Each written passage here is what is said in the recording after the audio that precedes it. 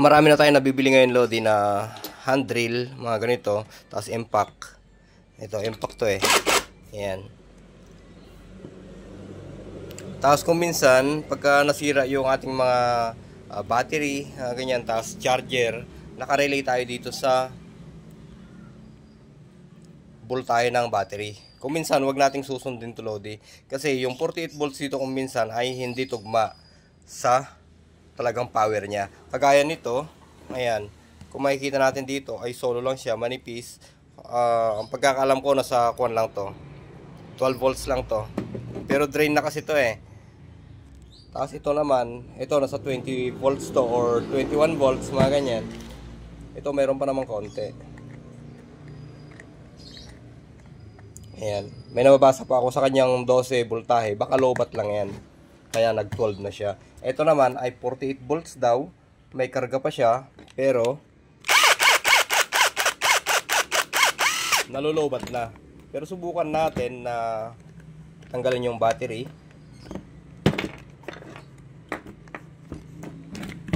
Tanggalin ko lang. Ayan.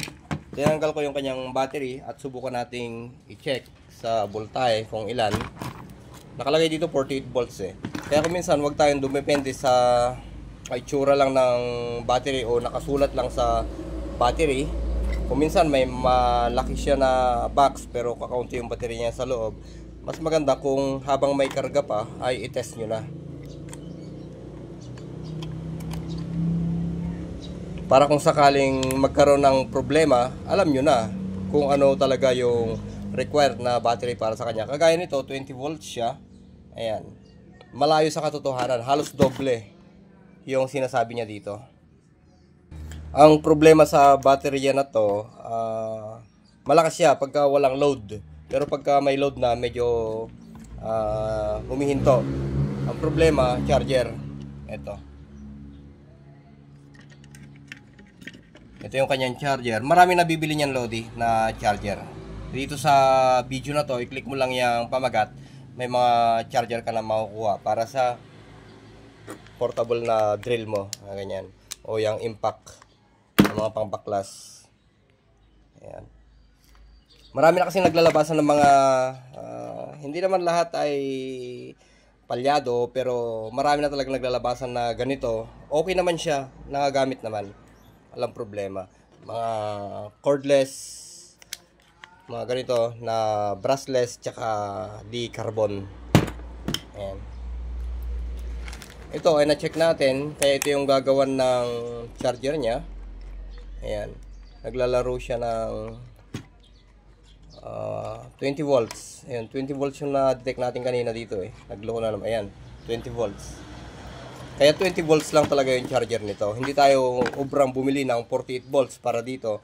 Kasi pagka dumating, maaring itong masunog o kaya yung darating na charger ang masusunog. Ito sira na to. Ayan, pinuputok na niya yung kanyang 5K na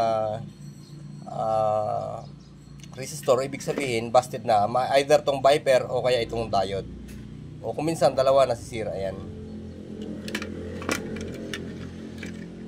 kasi kung minsan pagka ginawa mo to, magkakaroon din ng failure, bumili ka na lang ng bago. Kahit yung mga charger na sinasaksak at itinutusok dito, pwede. Ang problema lang kasi ng tinutusok dito, pagka i-charge mo, bubunutin mo yung battery. Parehas lang din pala. Bubunutin mo yung battery niyan. Ayan o. Wala siyang saksakan dito. Dapat dito na lang. Ayan o, para hindi na binubunot yung battery. Tama, binubunot din yung battery. Kaya mas maganda na lang yung disakit dito kaysa yung disaksak dito. Buti yun, at isang adapter lang siya. Isang parang ganito lang. Sasaksak mo, tutusok mo na dito sa battery. Kaysa bumili ka pa nito. Halos parehas lang din naman yun. Yung nabibili na charger nito ay halos parehas lang. Pwede ditong i-charge, pwedeng i-connect dito at pwede rin dito. Kasi ang battery ganito ay charge and discharge.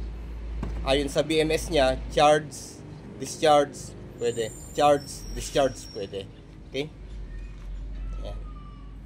Yun nga lang naman, Lodi, yung video natin dito ngayon, na wag na tayong mag-relay dito sa mga nakalabas na voltahe, kundi habang may karga pa yung battery mo, habang okay pa siya, yung drill mo habang okay pa, unahan mo nang i-check kung ilan talaga yung voltahe na lumalabas dito. Kasi kung halimbawa makuha mo yung tamang voltahe dito, kuha mo na rin yung tamang charger na bibili mo kung sakaling masira yung kanyang charger. Ayan. Common naman, Lodi, ito yung mga bumibigay sa kanya nasisira. Pagka matagal na hindi gamit, nasisira. Ito rin. Pagka palagian namang nagagamit, ito kung minsan na nasisira talaga, bumibigay yan. Kasi heavy yung binubuksan nito eh. Ito cordless o brushless to. Ayan. Kasi maiksi dito eh. Okay? So hanggang dito muna, Lodi. Kung gusto niyo mag-avail ng mga charger niyan, andito sa pamagat o sa shop ng video na to, meron dyan. Pwede kayong mag-avail. Click nyo lang. Okay?